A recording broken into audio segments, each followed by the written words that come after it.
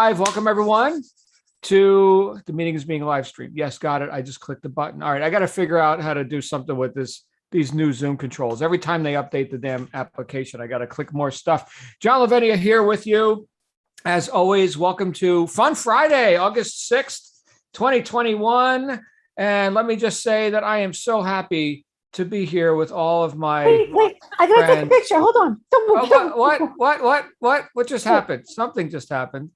Yes, did you get the picture, Missy? Okay. I got the front. Can I have the back? Okay, so let me do the back. Hold on. Here we go. For those who don't know, this is the creation of Jan and Missy, who are just expressing their love and adulation for this whole group and everything that we're doing here. So, by the way, you can actually buy that cup on Etsy. Right, that's right. So that's a commercial item right there.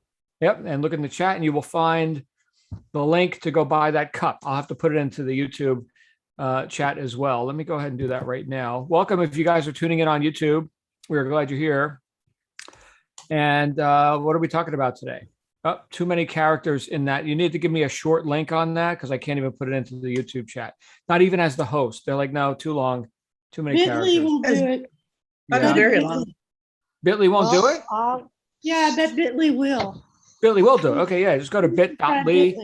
Yeah, and you can shorten links. Can you do that? I don't know how to do that. Bit.ly, L-Y, bit.ly. So it's Fun Friday. So what does that mean? That means it's time for us to have some fun. Somebody's got a dog or a cat or a joke to tell. Please come on out and let's have some fun here. Who's got an animal in your midst or a joke you'd like to offer us? No need to stand on ceremony. Just speak up. Got nothing. Hi, this is Britton. I have a joke. Hey, Britton, come on out. Okay, my lady doctor just flirted with me. She told me that I'm too sweet. Well, her exact words were severely diabetic, but I know what she really meant. There you go. There you go. Thank you, Britton. All right. Hey, Miranda, you're here with us.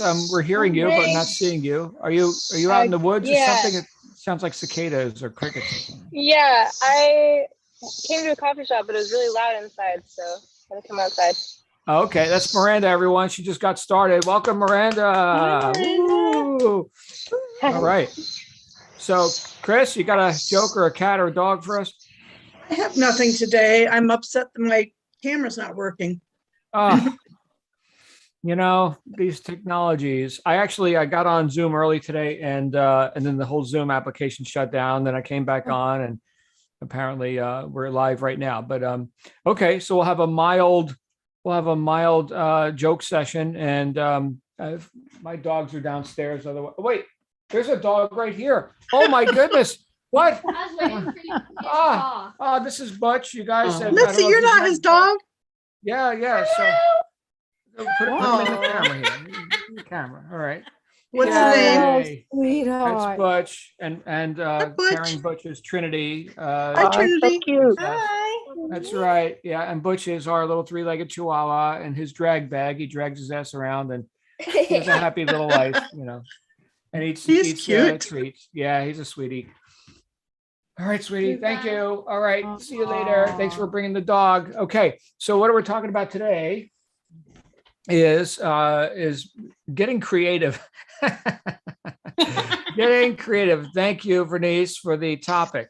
So some of us consider ourselves creative, and some of us consider ourselves more analytical or constructive. I remember having a conversation with my father, who took up saxophone as an instrument, as a pastime. And he decided, I'm going to go ahead and play the saxophone. And so he started studying the instrument, and he found that he could construct based on what others had written, right? Here's the teaching, right? Now you go press the keys, and it's very mechanical. But he noticed that, the jazz greats, right? The guys who play the saxophone, Branford Marsalis and these guys, they are creative and they can improvise and all this.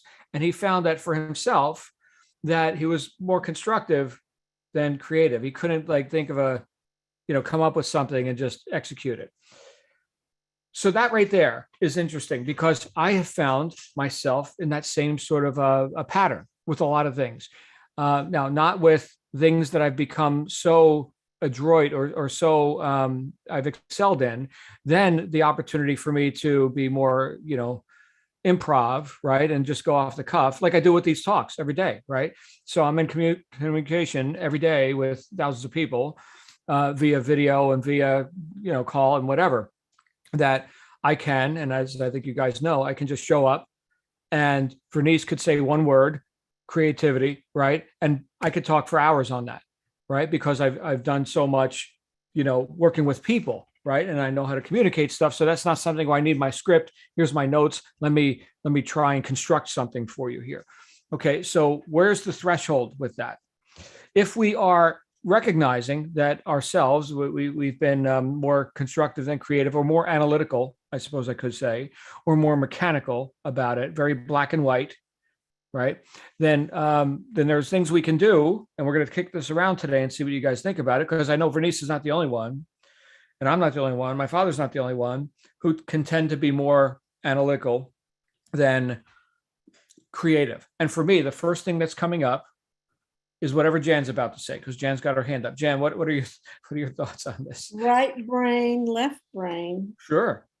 That right brain is where all that creativity. So you have to really work to use your right brain, not your left brain. It's harder for me to be analytical. It's harder for me to do those details. So it's a brain thing. And I'm left-handed, so I use the right side of my brain more than I do the left side. In pattern, you can change that. And my chiropractor has me change that. When he adjusts me, he puts me on something that vibrates, this plate, and I walk on it, I march on it, and it causes my brain to use both sides. Mm-hmm. The weirdest thing in the whole world. But anyway, that's just Friday chatter. I'll be quiet. Okay, thank you. Kristen, you've got your hand up as well. Kristen, you had a thought about this? I don't necessarily know that creativity's been an issue for me. Strangely enough, I mean, I just sit down and it just flows out. Mm-hmm. My issue is mostly with tags and SEO right now, which I thought would be the opposite. I thought I would sit down and just sit there and stare at the screen, but I've just been banging things out left and right. But for whatever reason, I get visits and clicks, but not as many as I would like to see. And I know I'm only a month in and I only have like 80 things listed. So I don't know if that's a good place to be and not good place to be. So that's more of my thing, is not so much getting out of my head, but something that I didn't really know would be a problem. I thought that creativity would be more of my issue, but it's not, strangely enough. So okay. Very good. Very good. Well, now you're in a new realm of creativity, right? So maybe, and a new realm of analytical, right? So we're doing like search engine optimization and, attracting, potential customers, right? That's a more analytical process than just, designing the, whatever the creative part is. Susan, you've got a thought on this. Let's get Susan out here. Hi, good morning. So I was listening to the comments, and the last person who spoke, I'm not sure who your name, I'm sorry, I missed it, but I'm right there with you, and I've been in the program a little longer. So I'm like, we're in the same wheelhouse. But funny, for creativity, when the original, again, I don't have the name, but the person who brought up the topic, how they're stuck Denise. And they feel they're not a creative person. So here I am trying to do all the like the technical stuff, because that's my wheelhouse. Mm-hmm. And I am struggling with the technical stuff because all of a sudden my creativity is like, once I get in the flow, I'm good. But if I leave that flow and try to come back the next day, it's gone. Like I got to start all over. So whichever one I'm doing, if I leave it, the next day I have to start all over to get back in the groove. So it's very interesting. This whole process has been both sides of my brain are like buzzing, and I have headaches frequently. But I went down that creative rabbit hole yesterday. Oh, that was a bad thing, because I made all these pictures. That's when I'm like, I'm done. I forgot. But okay. Yeah, it's not an easy thing. Like you have to do both for this business. Mm-hmm. Mm-hmm. Okay. Very good. So we've got multiple perspectives on this. Thank you, Susan. So what's the answer? Well, Jan mentioned left brain and right brain, which we all use both. And then we'll get Carolyn out here in just a second. But the idea that I have been, and this is something that I'll own for myself, I have tended to be more left brain analytical than right brain creative. That is something where, since we do have both, we can create some balance there. For me, one of the things that I've had to do when I get creative, and this may or may not correlate in your own mind if I tell you how I do it, okay? But hopefully this makes sense.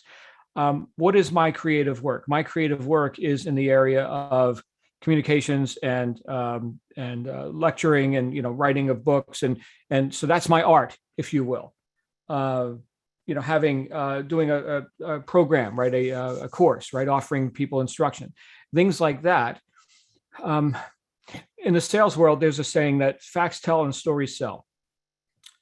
Okay, so let's look at that for a second. Facts tell and stories sell. So facts, analytical. I like facts, yeah. But when I go to buy something, what am I actually enrolling myself in? If I'm making a buying decision, I'm enrolling myself in a story which is emotionally pleasing to me, right? The hope for gain or the avoidance of loss, right? Things like that. These are things that motivate me, which are emotional motivators, okay? And I can back them up with logic and facts and look at all my analysis, and that's very nice and great. Here's my reasons, okay? So you've got reasons, hooray for you.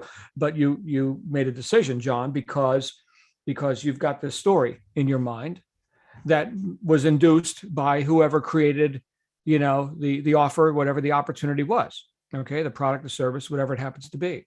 So I do use both sides of my brain. So how do I go ahead now and communicate an idea to my audience, to my potential customers, right, in a way that could induce a story in their mind, right, that they would like to participate? I like this is nice, right, the cup, and it makes me feel like, wow, I'm good reminder. I can remember to get stuff done and not sit around and wait. Okay, great. So that was something that was created out of an idea. In this particular case, this cup that Missy and Jan put together. This was an idea that didn't exist before. The concepts did, but they just went ahead and applied it in a different way. So how does this work for me? I read like mad. I don't know if that's apparent to you, but I keep putting in the inputs, because what you put in is what's going to come out. When you look at a lot of art, let's say, you tend to be inspired to create art. Why do I have guitars in my office, right? I've listened to a lot of music, okay? And so that inspired me, probably for the same reason my father picked up the saxophone, right? He's listening to jazz, and he's like, my goodness, listen to that.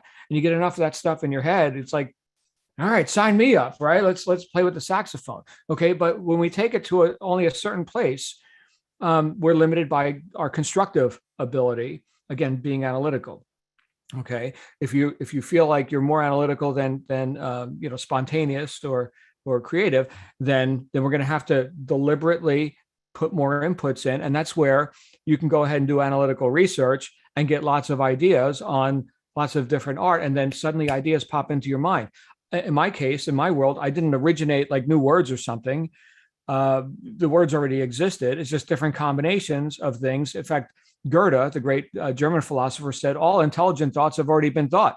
All we got to do is think them again. Okay, so I'll run with that, right? Here's the big batch of words. Let's combine some different combinations, and here's a product. And isn't that the same kind of a thing? I mean, look, unless you've got some new reality that didn't exist before you, which, by the way, wouldn't sell. Okay, we're selling things that are real to people.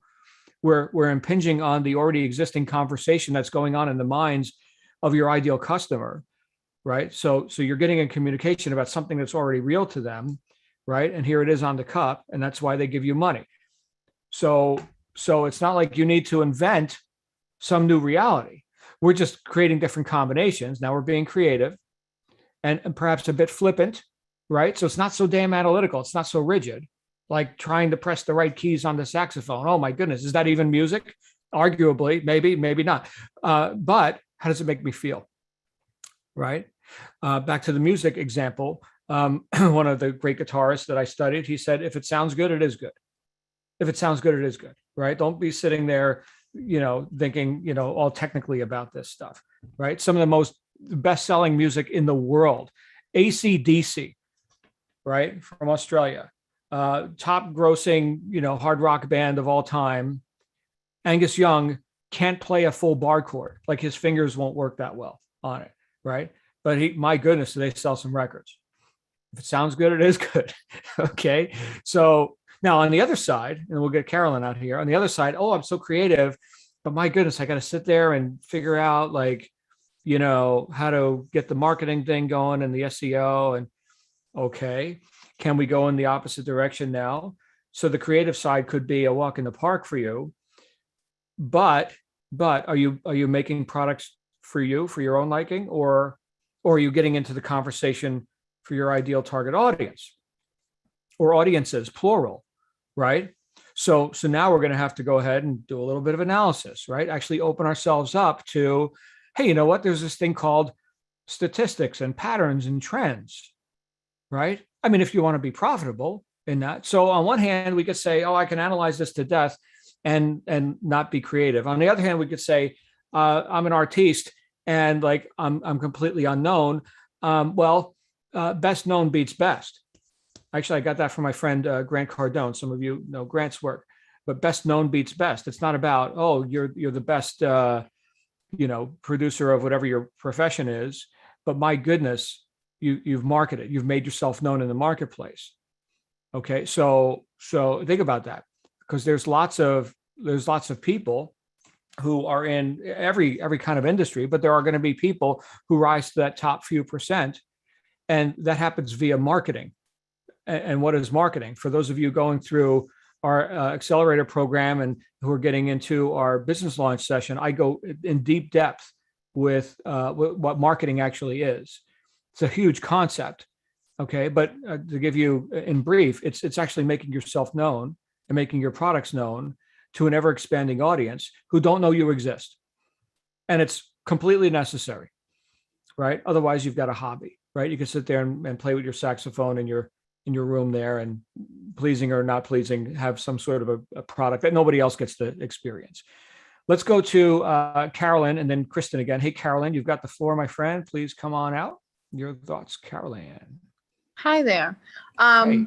I'm glad someone actually brought up the creativity thing. That's actually the reason that I pulled the trigger on joining, was because I'm a speech language pathologist by profession. And I just felt like that side of my creativity has not been really utilized. So the thought of being able to use that part of my brain was really enticing to me. I don't know what part of your brain it is to be good at computer stuff, but that part of my brain is not so good.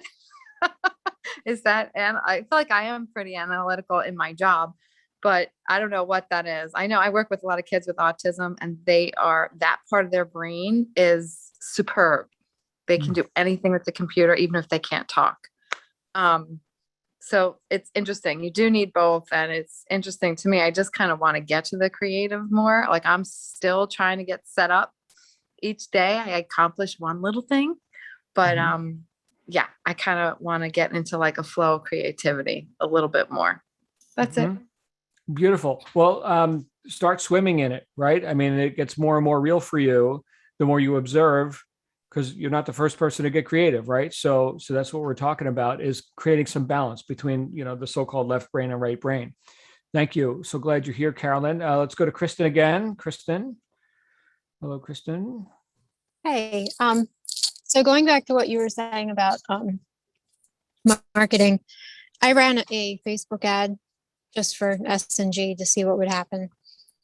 I spent maybe $60. I ended up getting 19,000 interactions, or I guess how many people it reached, and 5,000 of them were organic, because I ended up getting 300 shares just on the one ad of the 4 pictures of mugs that I put up, and everybody was like, oh, I love these, I need these. They were tagging their friends, but it didn't convert to any sales, which kind of baffled me a little bit, because I had a bunch of comments, and I think I had 1,500 likes or hearts or whatever reactions to it. So that was kind of, I don't know, I kind of am a little confused about how that happens or if that's something that's common. Okay. What do you guys think? Is that common? Who else has experienced that? I experienced that as well. Yeah. Yeah. Nice I shirt, spent by the like way. $2,500. I got lots of feedback. I got lots of likes. I got lots of interactions, but no one bought a damn thing. Okay. And well, a company did buy my website because they saw I was connected to other things. However, that's not what I was going for. I was my goal was to sell merchandise. Okay. So common. It's common to spend a lot of money, especially on Facebook. Get lots of touchy-feely, but no actual money in the bank. Okay. Michael, there's a concept. Great shirt, by the way. I was in a rush today. I got right out of the gym and I threw on a non-black polo shirt, and I've been on Zoom meetings ever since. But great shirt, fun for Fun Friday. There's a concept that people need to see stuff multiple times before it sticks. 9 times. 9, 7, I've heard. And I guess it depends on, the offer and how well it's targeted. I could tell you that. Yeah. So there's times when, and we could say in Kristen's case, maybe she was just throwing the nets into the water and whatever happens. That's pretty loose. Okay. But you know what? Like I'm into patriotic stuff, right? And so sometimes if I'm on Facebook, which I very rarely am, but here's the patriotic T-shirt, right? Wow, look at that design, right? So they're hitting me with, some creative, art, maybe the Gadsden snake or something like that. And I'm like, wow, that looks cool. And I click on it. Now, me personally, I'm not much of an impulse buy kind of a guy. I'm the guy, and this drives my wife crazy, I think sometimes. Actually, she doesn't care. She's gotten over it. But like I'll have like $10 items in my Amazon wish list.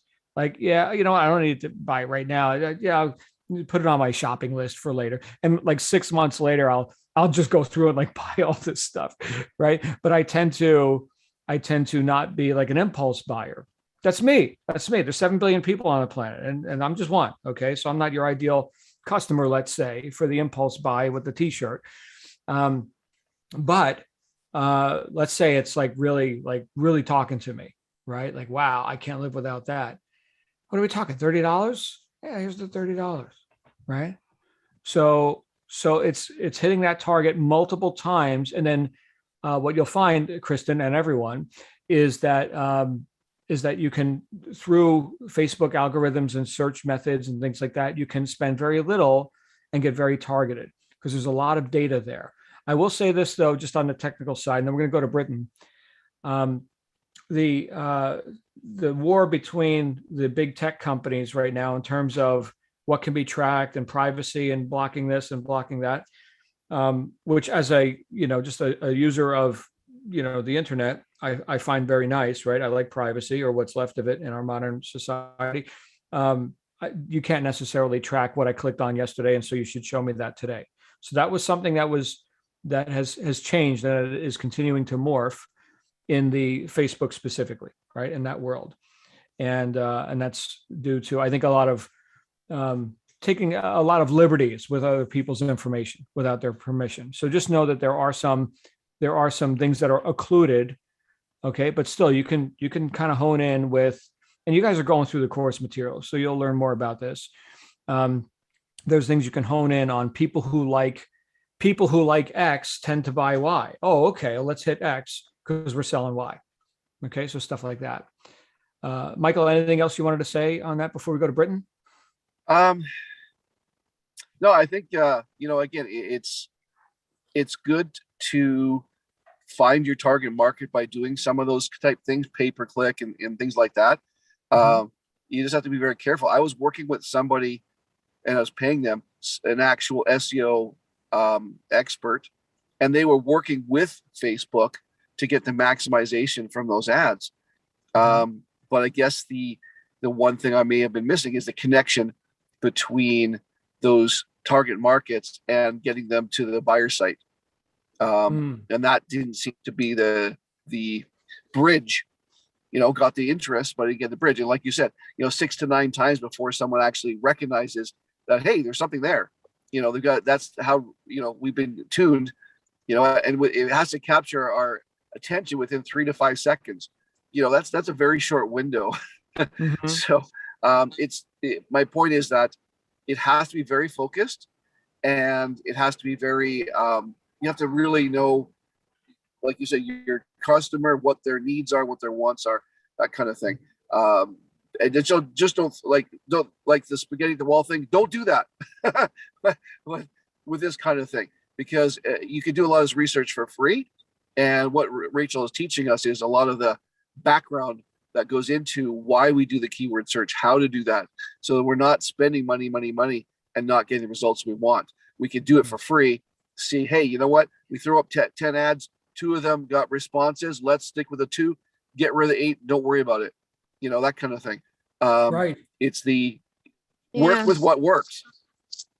Yeah, I mean, I just was surprised because my phone was literally dinging like every second or two with a notification. Somebody liked your ad, somebody liked your ad. Then there would be comments like, oh, this is so me. Oh,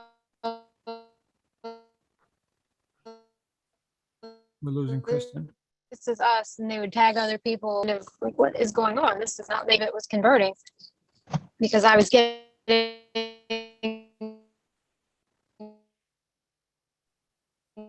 Can you guys the still hear likes Kristen? and the comments, the people who were. I'm here. Okay, Getting cut we're having a off. little connection issue with Kristen. I wasn't sure if it was me or Oh, you. I'm here. Sorry. Okay, Yeah, very no, good. I was just Poof. She's gone. Okay, saying that she's back. my phone was dinging like every couple of seconds with a notification that to show us. Okay. So many. Thank you, Kristen. Your connection is failing, but we got the message. So there is an on-ramp to this. So if we're looking at how conversions work. Uh-oh. Is Kristen back? You know, like they were making comments that kind of confused me as to why. That was all. It seemed like I had a really good target market. I'm here. I Okay. just muted myself. Oh, okay, Kristen. We're getting part of it. Sorry, you're having a I'm here. connection issue. I'm here. I just muted myself. Okay, very good. So there is, when we talk about conversions, we've got, think of it like a funnel. So we've got the public, which is everyone, right? And then we could say, well, here's a targeted public. This is more interested, arguably more interested in what we could offer them. And then we've got clicks, right? We could say people are clicking because there is that level of interest, which enters into, let's say, a prospect category. So we went from, public to, lead or prospect, right? And then from there, they could continue down the educational path of enlightening themselves as to, here are the benefits they could have when they transact with you. And ultimately they get to customer, right? So they come out the other end of the funnel. And these are obviously smaller numbers from the public to lead, prospect, actual sale. And then from there is what? Referrals or repeat purchases, upsells increase, right? There's things called ascension, right? And continuity. So there's lots of different things that you can do once you've acquired the customer. But the main thing that we're looking at on the front end and that you're looking at is getting people through that initial funnel to actually transact. That is the conversion we're looking for, is from lead to buyer. Okay. Now, and we've all experienced this in many different ways and many different offers, online and offline. Okay. You walk into the store, lots of people walk into the store. How many people walk out with the product? Okay. And these are the kind of numbers that, analytical people look at. I'm the buyer of the stuff that's going on the shelf in the store. Well, how many people are walking out with that stuff? Let me buy more. Let me buy less. What can we do? Here's the great question, everyone. And then we're going to go to Britain. What can we do to induce decision on the part of the person who just walked into the store, who just clicked on your ad, or who gave you the thumbs up or the smiley face or whatever, which doesn't pay your bills, by the way. Okay. So hits are not the way to track success. In fact, I heard, HITS was an acronym. This was from a computer, marketing guy. He said HITS is an acronym for how idiots track success. Oh, I got 10 million hits on my website. Great. How much money did you make? Right. So the hits are just, okay, well, it knows that, you're definitely impinging and you're more known than you were yesterday. But obviously we're looking for a more substantial metric, right? Which is, money and stuff like that. So how can we induce people to make those decisions now that they walked into your store to whatever degree? They may just have a foot in the door, okay, metaphorically speaking. We can create urgency via limited editions, sales, discounts, coupon codes, things like that. I was just thinking as Michael was talking about a guy I know who was selling cups for between $50 and $80 for a cup. Okay, these were not just a standard cup. It was embellished with, I guess, a resin, like molded custom, not custom per each person, but like a very artistic. In this case, it was Viking cups, right? And this cup looked like a skull with the Viking helmet, and it's got the big handle, and you get to be a Viking when you drink from this cup. You can drink the blood of your enemies, and all this, and that was the advertising. Right, was like releasing your inner Viking and all this kind of stuff, and give me $60 now, right? But it was a very ornate, and this was like a Shopify thing he was doing, and my goodness, did he make money, right? Like just completely sold out of this stuff, $100,000 on a weekend, and people started going nuts over the cups, and the main channel was Facebook, by the way, right? Here's all these people that want to be Vikings now, and they're drinking from $70 coffee cups, right? But it's got the horns and the skull, right? The sword, yeah. Okay, so is that rational? No. Okay, it's art. It's art. It's not about rational or does my coffee taste better because it's in a $70 cup? No, but I feel like a friggin' Viking. Damn it. Sell me that cup. In fact, let me tell my friends, next thing you know, it's going viral. People are like, oh, you got to see the Viking cups. That's just one example where he overcame the, I guess, the reasonableness of it all, right? Oh, let me think about it. No, this is limited edition. And you're either drinking, the blood of your enemies right now, or like, we're going to sell out like in a day. So now, obviously for every hit, there's all the other things that fall on deaf ears. So I don't have a crystal ball and say, oh, well, it's that particular design or whatever. Okay. And of course, in that scenario, and then we are going to bring Britton out here. In that scenario, there was a bit of an investment. We're going to go ahead and source the product. We're going to go ahead and create all the marketing around it. And, they made hundreds of thousands of dollars, and it was great. Britton, what do you think, my friend? I'm sorry for the delay. Your hand's been up forever. That's okay. This may be backtracking just a little bit from where we're headed now, but I tend to think analytical always. I am a clinical informatics analyst, and like I just always have thought or think in that way. So to be able to think creatively is I think I'm struggling a little bit. You gave examples of like, you're listening to this music and you're getting really into it, and then that's probably what's going to like spur you to be like, okay, I want to play the, trombone, or I want to play the guitar. I want to learn how to do that because you love this so much. But when you're thinking creatively, like for what our field is currently, right, coming up with these sayings, what is it that you do to find that inspirations? Like you mentioned reading, like do you read, like find books on quotes, find books on whatever? Like how can you like get inspired to be able to find this? Do you exactly know what I'm saying? Yes, okay. It's exactly that.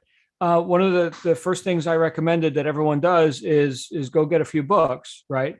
And so what is that about? It's like the Goethe quote, all intelligent thoughts have already been thought. So if we get inspired ourselves, right? So think of it this way. If I'm going to give you words, okay, then I've got to already have them. You can't give what you don't already have. So the fact that I've had a cognition, in fact, I do this before I go on stage. So let's say I'm going to go give a lecture. Okay. I'll have a copy of a book with me, and I'll just flip through the book, just open it up to anything and get a reminder, get, some cognition, something turns on. Aha. Right. Great. Now I'm emotionally elevated at that point. It may or may not be the subject matter that I'm going to go speak about on stage. Okay. But I'm in an elevated emotional state. I go on stage and I can transfer that state of having cognited something and being in an elevated emotional state. I can transfer that to the audience on whatever the subject matter is. So there is definitely a transfer that happens. In your case, you're dealing with, let's say, here's words on a mug. Okay, well, what conversation are you in? Well, let's go ahead and put some good stuff in here. Oh, you know who would relate to that? I just got an idea.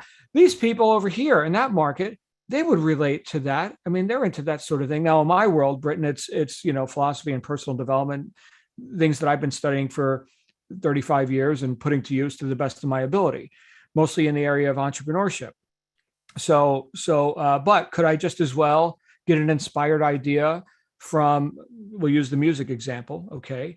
I saw a, I read an interview with the guy who's a great guitarist or something. And next thing you know, I'm inspired to create something for the musician world. Right. And there it is on the cup.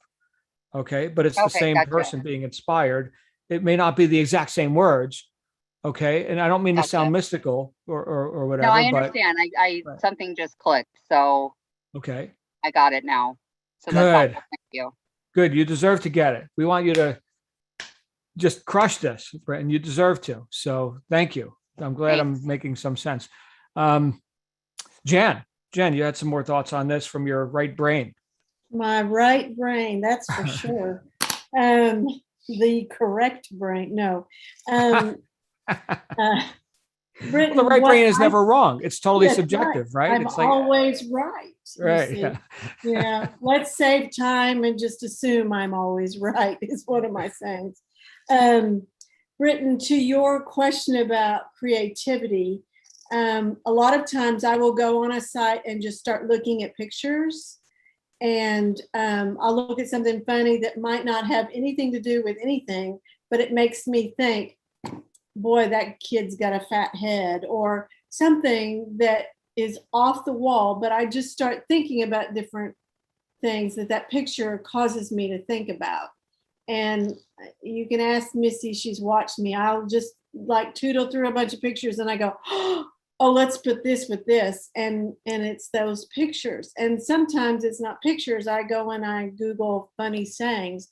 Not that I'm stealing theirs, but it helps me get into that flow of thinking of funny things. And it was like, I needed a joke on Friday, so I did John's mug. And everybody laughed. Okay, so I was just improvising, but it ended up being funny. And then now it's, we've been talking about it. So things that will cause that right side to start firing, pictures, visuals, that kind of stuff. Thank you, Jen.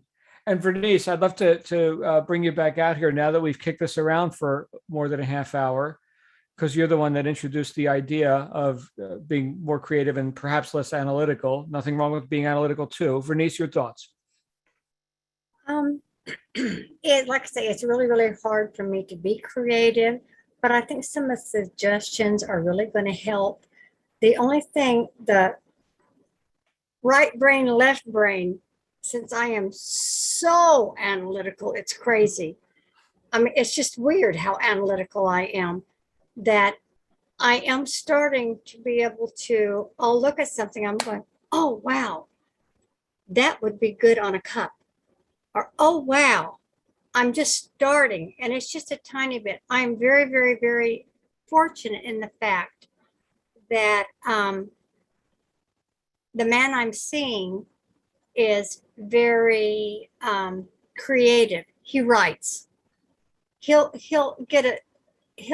enters these contests where it'll say, okay, you need to have a box, and you create a story around this box.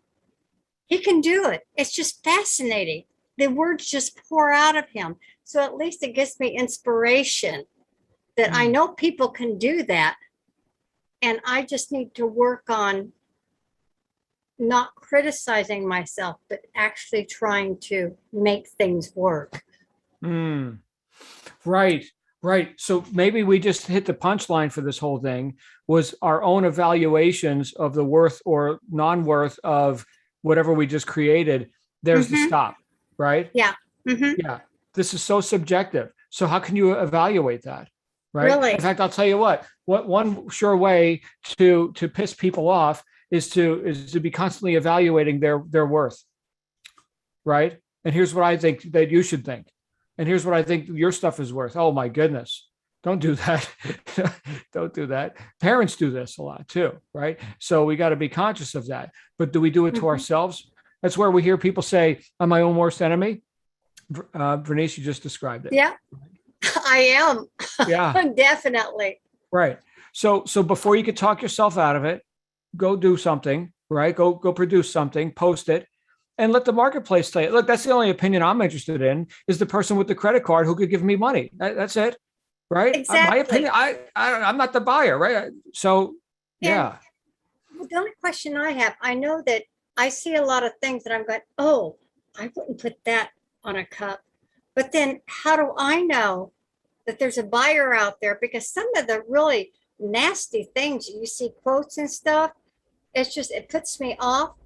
But then you have to stop and think, is there a market for these evil people who like that stuff? Yeah, but there's your own business ethics too, right? So I would never, for me personally, I would never put out something that glorifies drunkenness or crime. That's just for me. Okay. And it's a meanness that I have a problem with. You know, Mhm. there's just very mean sayings. Mhm. And it just shocks me that actually people put that out there. So I Well, guess welcome to I planet don't Earth. care. Yeah, I guess the fact that I just don't need to go into that market because it bothers me. Yeah. Yeah. Don't do this something against your own ethics. I mean, you got to sleep good at night too. And look, there are so many people here, so many variables, right? And so I'm into fishing. Okay, great. How many different millions of combinations of fishing things or things that would appeal to fishing? Okay, then do that, right? So, but yeah, don't cross your own boundaries like that. That's not when we say being creative, and I'm glad Vernice brought this up. We're not saying to violate your own ethics. Absolutely not. No. Don't for a minute think that you need to do that. Okay.